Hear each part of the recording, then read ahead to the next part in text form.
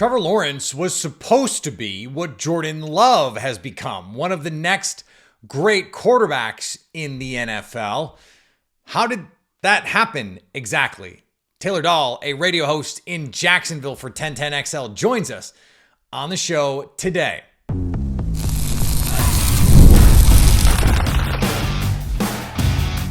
You are Locked On Packers, your daily Green Bay Packers podcast. Part of the Locked On Podcast Network, your team every day. You are Locked On Packers, part of the Locked On Podcast Network, your team every day. I'm Peter Bukowski, and I cover the Packers for The Leap, a newsletter I would love for you to subscribe to. Follow me on Twitter, Peter_Bukowski. Follow the podcast on Twitter, Locked On Packers. Like us on Facebook. Subscribe to the podcast, iTunes, Spotify, Google Podcasts, wherever you find podcasts, you will find Locked On Packers, the number one Packers podcast on the internet. And the show for fans who know what happened, they want to know why and how. Thanks to everyone who makes Locked On Packers their first listen every day.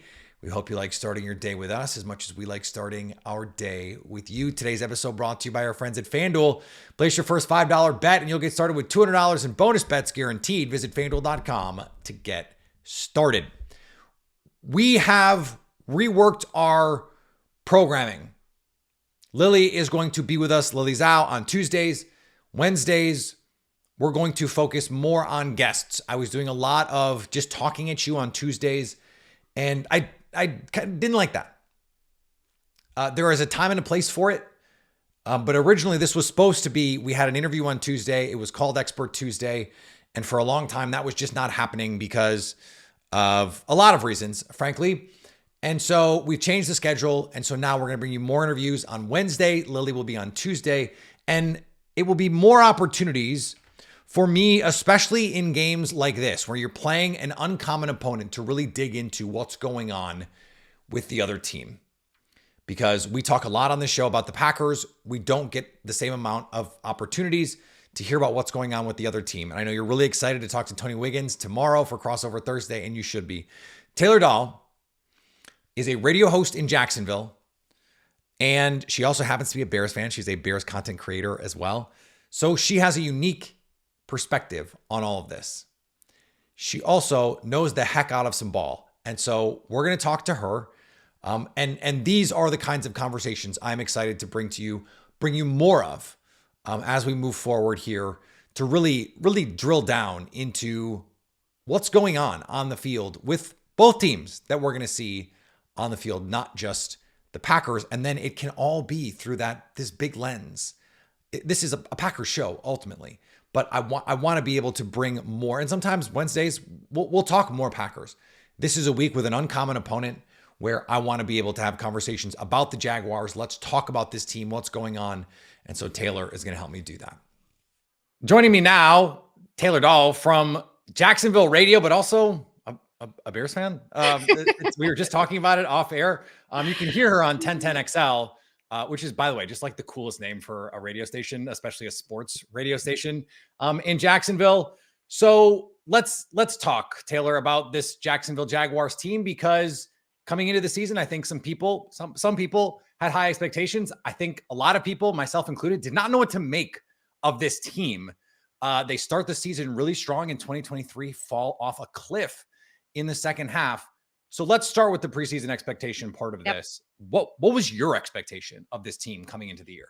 Yeah, I think even here in Jacksonville, there was a lot of mixed feelings of what it was going to look like, because they started 8-3 last season, to your point, and then things collapsed towards the end. A lot of the reasons we felt like they collapsed was Trevor Lawrence wasn't healthy. He didn't practice one time the month of December because he was banged up for various reasons, whether it was a concussion, whether it was a shoulder, whether it was an ankle. But good enough to on Sunday he could play. So that's one of the things that we always kind of compared it to, is if Trevor Lawrence wasn't playing, then all of those numbers added to Trevor Lawrence's stat sheet wouldn't be there.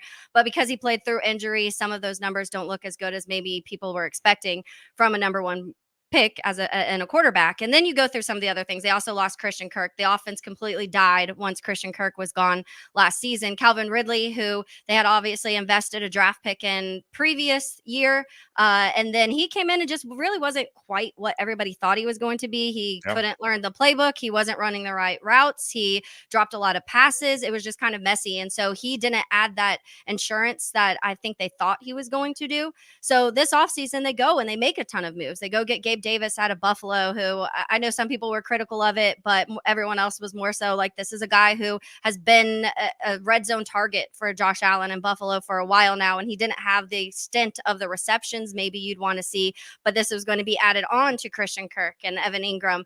And then they go and draft Brian Thomas Jr., who has probably been the biggest light on the Jags so far, and of any rookie wide receiver right now, honestly, when you want to go through those numbers. So when you see some of that stuff, you started feeling like, okay, even though things didn't end well, you have a healthy Trevor Lawrence, you have Christian Kirk back, Evan Ingram, who has just kind of had a resurgence in his career from the time he left New York to being here in Jacksonville. Then you add Brian Thomas Jr., who a lot of people are high on. They expected the offensive line to be fixed. That was another issue, especially late last year, was O-line problems. That's something Green Bay, I feel like, just gets lucky with. You guys constantly have an offensive line, but other teams do not, and it's a problem. So that was an issue. So they go and they get Mitch Morse also from Buffalo, and then you're hoping that Ezra Cleveland healthy and Brandon Sheriff healthy, and year two Anton Harrison are all going to kind of add up into this offensive line that takes a massive leap up. It hasn't through the beginning of the season, and it's getting better. The offensive line has slowly kind of progressed as they're meshing and playing and kind of playing more cohesive. But preseason expectations, I think, you're not going to win the AFC South, because the way that CJ Stroud and the Texans were playing last year, which they aren't also playing like you would expect them to play through the start of their year, you still thought you could compete for the top of that. And you still thought you'd be in the conversation of being a playoff team at the end of the year. And at this point, it's far from that, honestly, in the first 7 weeks. Yeah, and part of the reason, and you mentioned with Calvin Ridley, though Calvin Ridley not in the building anymore, the Packers saw him a few weeks ago in Tennessee, is no one can hold on to the ball, especially in the end zone. I don't know, like, what former Seminole burial ground that Trevor Lawrence bought his house on or something. Like, I don't know what is happening where I've never seen anything like it, Taylor. These are balls right in the hands of these guys where they can't get a second foot down, or like it is the highlight reel of Trevor Lawrence near touchdowns is crazy. Like, what is going on? Like, how do they, is this just something that they think is like unlucky that they're going to have to just like have the worm turn on this, or what do you do? So it is funny because I went on a kind of rant 2 days ago. I think it was, I'm trying to remember, actually, all my days are running together. I went on a rant anyways about the amount of drops, because since Trevor Lawrence has come into the NFL, the Jaguars have led the league in drops. 113 drops they've had since Trevor Lawrence has been in the NFL. And it's just, not a good number. And so when you go through and you look at what exactly is happening, a lot of them do look unlucky. It's guys who haven't had drop issues before all of a sudden having drops. Other situations have been times where it's more so like maybe someone who already had an issue, just it gets magnified here. And Evan Ingram already had issues dropping the ball. And honestly, he's got a little better, but you're still going to count on 7-8 drops a season from Evan Ingram, because that's just kind of what it is. And then you have certain guys where it's Christian Kirk, and he 2 seasons before the Jags got him, he did have 9 drops in the season. And then he has the first year he did here in Jacksonville. So you didn't really focus on that. But now some of those things are getting caught up. But I was looking through and I was going back and I'm like, what is it? Like, is it because some people's theory is that it's the way Trevor Lawrence releases the ball and the like kind of trajectory that it's coming out at the players. This is how in depth we're looking at it in Jacksonville. Like, this is a dark timeline, Taylor. Yes. And so they're looking very seriously. And from what we've heard when we talk about quarterback guys and when we talk to former wide receivers, Jimmy Smith actually was one of them recently who came on and said Trevor's ball is beautiful. Like, there's nothing wrong with the way that he's releasing the ball, nothing wrong with the angle it's coming in. Sometimes it is a little fast. Like he'll have an 8-yard slant and just rock it to the guy, like, whatever receiver it is. And those ones end up kind of bouncing out of hands and stuff like that. That's one thing. But there's just some during the Bears Jags game, 4 touchdowns were dropped in the end zone, like Yeah. in hitting both hands, dropped in the end zone. And sometimes it's good plays by good DBs. Sometimes it's just hitting off the helmet of a wide receiver. It's just the kookiest, weirdest things. Believe me, I've been going through this thing. I even went back to Doug Peterson's time in Philly because I was like, is this a Doug Peterson play calling thing? Like, are they calling too many plays where it's very stagnant? Because they do have a kind of staccato offense where everything's like, run, come up, stop, catch the ball, rather than a lot of more like in motion type of that type Runaway of stuff. routes, which is a Yes. Kyle Shanahan, Sean McVay, Matt LaFleur kind of staple. Yes, exactly. And those are the names that you probably want to be compared to. Mhm. And so when you're looking at that, I went back and I looked at Philly, and the year that Doug Peterson was fired in Philly, Carson Wentz led the league in drops. His receivers had the most drops in the league. Huh. So I'm starting to connect some things. Not saying Doug Peterson's dropping the balls, but I do think that maybe a change of offense and kind of the play calling and what they're doing maybe would help. Well, last week we saw a big change. Granted, it was against the Patriots, so we'll see what that is and how much you can take out of that. But it is something. I mean, the amount of times that guys are just blatantly 2 hands on a ball and dropping it is it's insane right now. It's more to come here on Locked On Packers. We're going to dig into a lot more with Trevor Lawrence, this offense, what's going on. That's next on Locked On Packers. Today's episode brought to you by our friends at Game Time. I am such an overanalyzer when it comes to tickets, when it comes to a lot of things, frankly. It's why it's probably good that being an analyst is my job. Game Time makes it easy, though, to not overthink buying tickets because they've got a new feature called Game Time Picks that makes getting tickets to see your favorite team even faster and easier. Game Time Picks filters out the fluff to show you only the incredible deals on great seats, so you don't have to waste time searching through thousands of tickets. Curation makes it easier for you to find only the best deals, or for you to more easily find the best deals on great seats. Plus, you get seats that you can see before you buy, a full panoramic view of your seats before you buy them, so you know what you're getting when you buy. Take the guesswork out of buying tickets with Game Time and Game Time Picks. Download the Game Time app, create an account, and use code LOCKEDONNFL for $20 off your first purchase. Terms apply. Again, create an account and redeem code LOCKEDONNFL for $20 off. Download Game Time today. What time is it? Game time. Today's episode also brought to you by our friends at Prize Picks, the best place to get real money sports action. With over 10 million members and billions with a B, of dollars in awarded winnings, Prize Picks has made daily fantasy sports accessible to all. You just pick more or less than at least 2 players and their stat projections for a shot to win up to 100 times your cash. Run your game all season long on Prize Picks. Prize Picks is going to put their members first when it comes to your winnings. So you can withdraw your money 15 minutes. Easy, fast, safe, secure. Bang, boom, bada bing, bada boom. Sign up today to get $50 instantly when you play $5. Instantly. You just get it.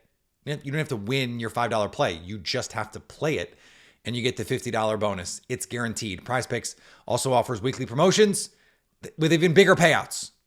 So, what are you waiting for? What are you waiting for? Go to Prize Picks and use the code. Download the app and use code LOCKEDONNFL for $50 instantly after you play that first $5 lineup.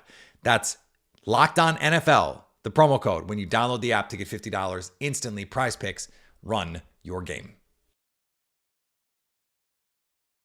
It stands out trying to parse what Trevor Lawrence is, and I was someone who was incredibly high on Trevor Lawrence. I was on board with I think he's a generational type prospect coming out of Clemson, and they just haven't won enough games for someone like that. Like, if you go back and you look at young quarterbacks, it's the list of guys who have a record, and I don't believe in quarterback wins either, but I do think there is a directional signal when it comes to winning, because I think quarterbacks matter that much, where if you go back and you look at the guys who have done what he has done in terms of winning, there's not a good quarterback on the list. Yeah. And that's scary. It's got to be scary if you're a Jaguars fan. And I still watch the tape and I go, he's good. I don't understand this. Like, this is it seems like some of the stuff this year, Taylor, and correct me if I'm wrong, or tell me what you're seeing.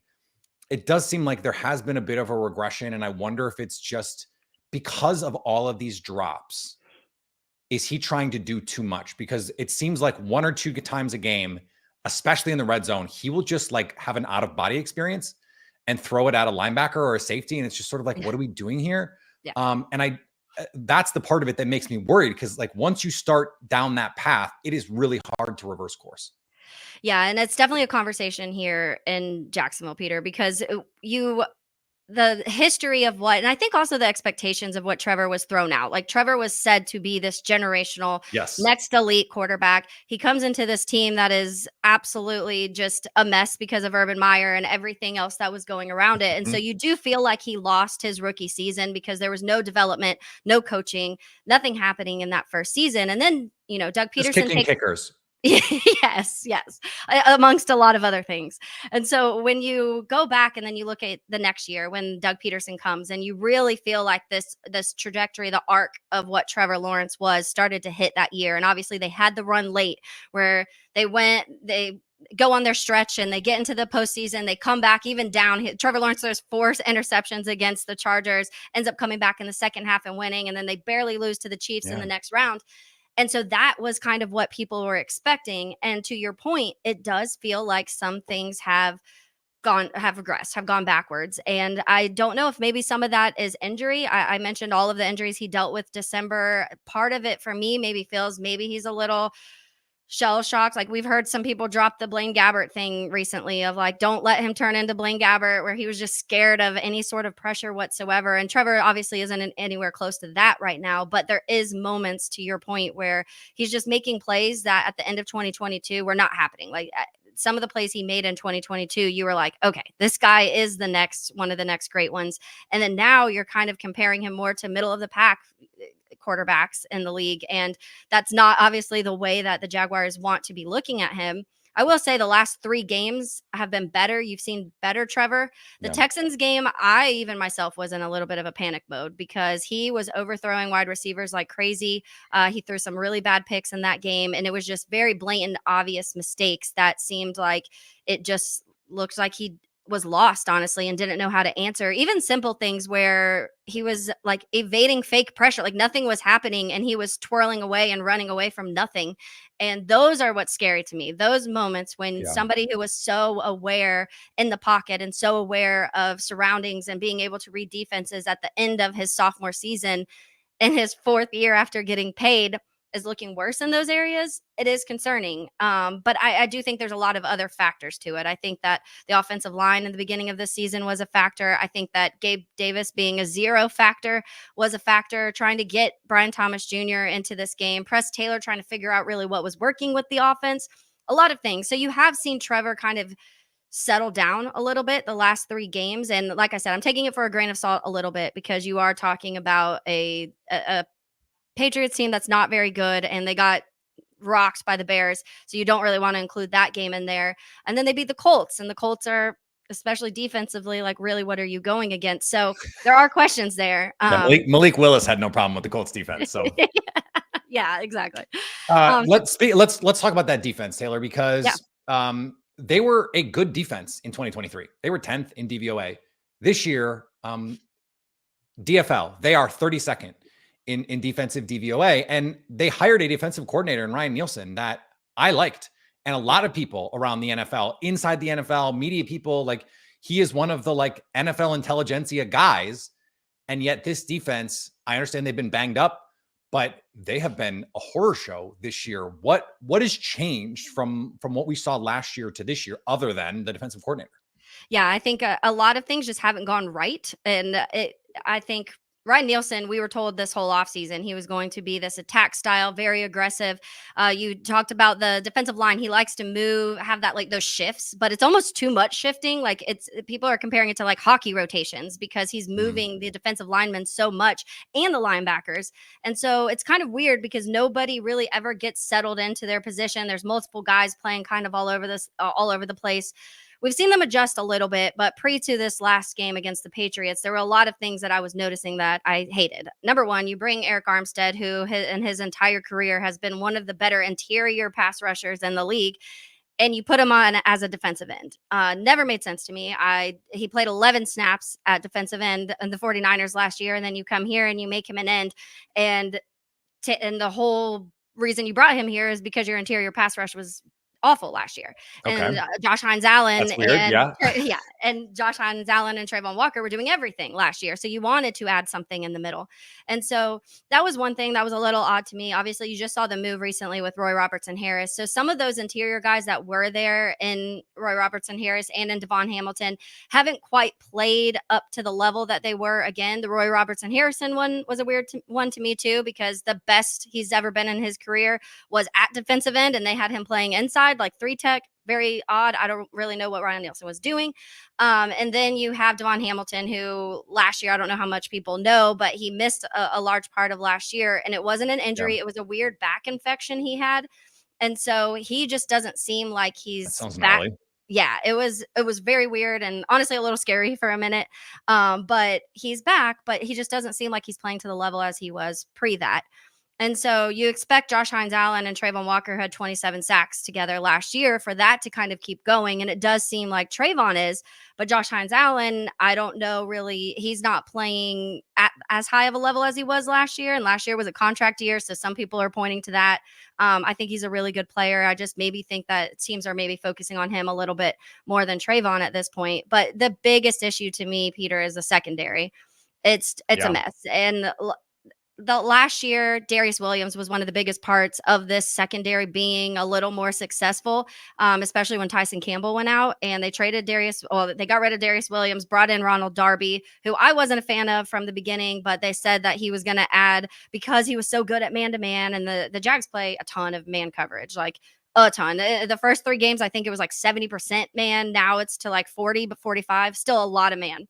And so you have a corner in there that is not very good, and you've been missing your best corner in Tyson Campbell, who is back now, but pre Tyson Campbell not being there, you're trying to run man to man when you don't have the manpower to do that, which is very odd. Safeties have been atrocious. Andre Sisco has taken a step back. Antonio Johnson, who is young, thought this was going to be kind of his year to break out and show himself, has been really bad. So you guys will see someone more familiar because they made a switch. Darnell Savage now is starting in place of Antonio Johnson. And so they are trying to figure it out. They're trying to mix some things up to see what works, because clearly what was happening in the first 6 weeks was not working. But it is, to me, like, we talk a lot about the offense, but to most people here in Jacksonville, the defense has been the most disappointing, because everybody thought that Ryan Nielsen coming here with the glimpses that you saw last year was going to just take off, and it hasn't. I know we don't want to talk about the T word. Trap game. We got to talk about it. That's next on Locked On Packers. All right, we know you're an NFL fan. And right now, you can get big returns on FanDuel, America's #1 sportsbook, with all that NFL fan knowledge. When you get a hunch in the middle of the game, you can check out the latest stats, view live play-by-play, and so much more on the same page where you place your bets. I happen to very much like the Broncos this week. They are getting 8.5 points. Excuse me, they are giving, that would be a big deal. They are giving 8.5 points against the Carolina Panthers, who are one of the most sorry teams I can remember. It's not going to go great. It could be 10, it could be 11, and I think I would take the Broncos. I know that those big spreads have not been hitting this year. I'm telling you, it's going to hit this weekend. The Packers, 4.5-point favorites in Jacksonville on the road. Might be a little rich for me. I would like that a lot more if it was 3.5. If it were 3.5, I would probably bet it. I'm probably not going to bet it at 4.5. Packers money line would be fun. But when you have a hunch, you can go into the FanDuel app and check out the latest stats, view live play-by-play, and so much more when you place your bets. So what are you waiting for? Go right now. And you'll get $200 in bonus bets guaranteed when you place your first $5 bet. Again, you don't even have to win. Just place the bet.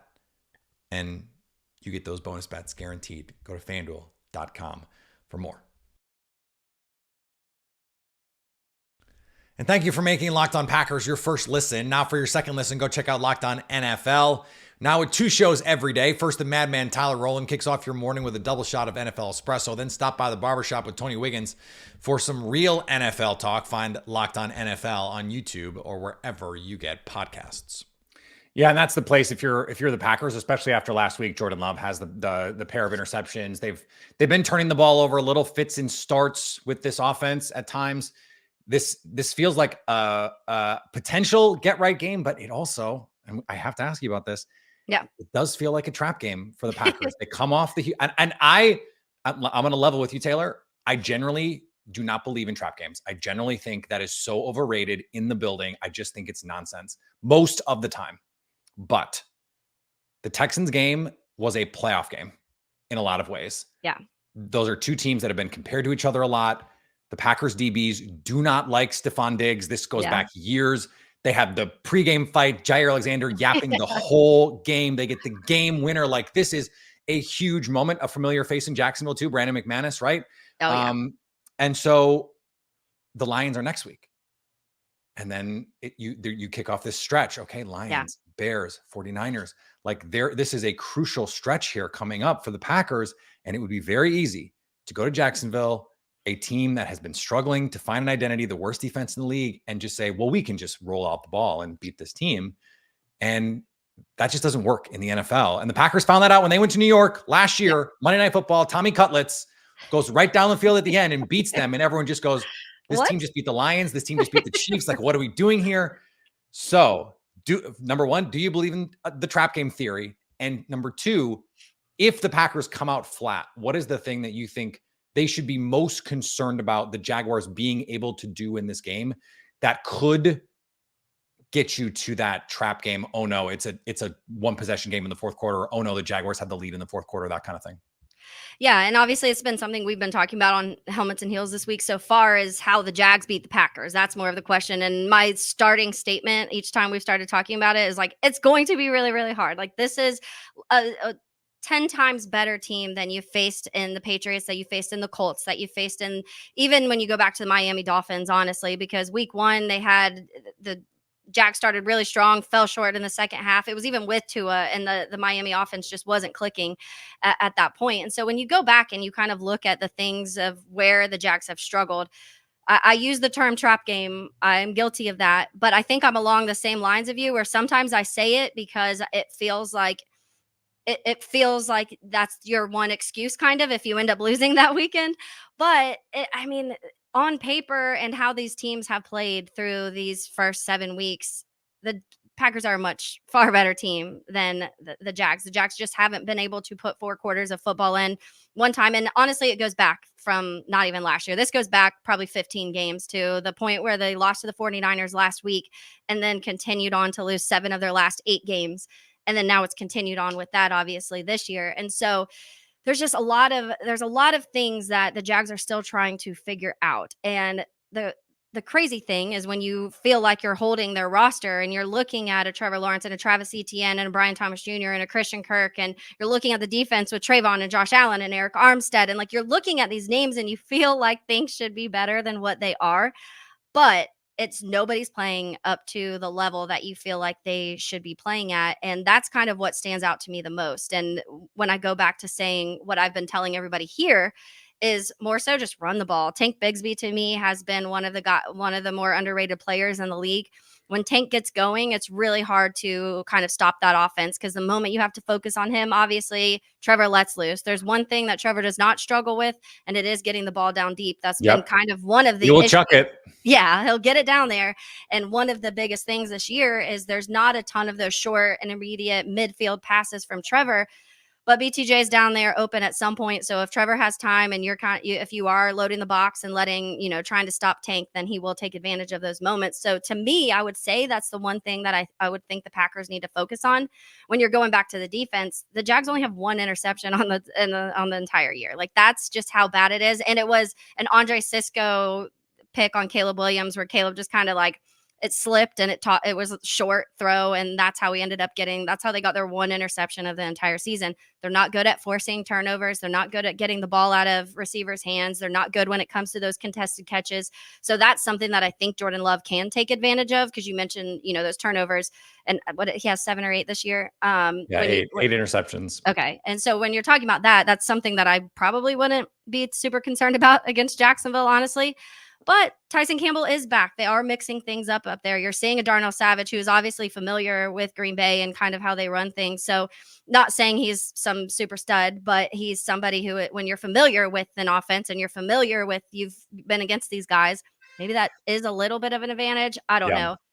So if I could name a couple things, I would just say stopping the run and running, honestly, because that's one thing too, where I think both teams, once the opposite team has got their run game going, both have struggled in those games. Taylor, this has been awesome. I wanted to have a little Bears trash talk at the end here, but we are already running long, and so we don't have time. You gave us so much great Jacksonville Jaguars insight that we really don't even have time. Maybe we'll try and do Bears Week. One of these Bears weeks, we got 2 opportunities at it. So yeah, we do. Maybe we run it back. But I really appreciate this uncommon opponent for Packers fans. So I'm glad that we were able to do this. Thanks, Taylor. Yeah, of course. Thanks, Peter. All right. Thanks to Taylor for joining the show. It was terrific to talk with her. That was really fun.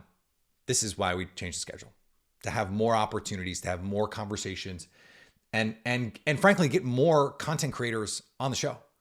I like to be, we've built something really cool here at Locked On Packers, and you guys are the biggest reason why.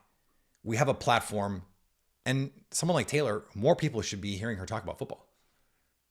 That was great. And I'm glad we were able to do it. We're going to do it again next week. We're going to do it again for the rest of the season. The off-season schedule changes, gets a little bit wonky, but we got a long season left to stick with this schedule. Back tomorrow, much more. Tony Wiggins, crossover Thursday. Kendra Middleton, Jaguars fan, Boston radio personality.